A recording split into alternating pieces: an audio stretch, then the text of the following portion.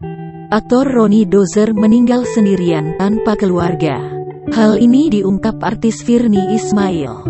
Virnie Ismail menceritakan kronologi meninggalnya sang sahabat Ronnie Dozer yang meninggal dunia pada Kamis tanggal 11 November tahun 2021 malam.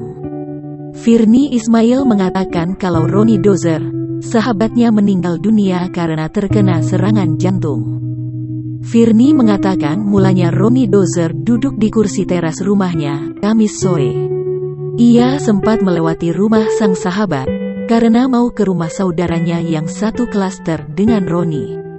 Saat itu, Ronnie masih menyapanya.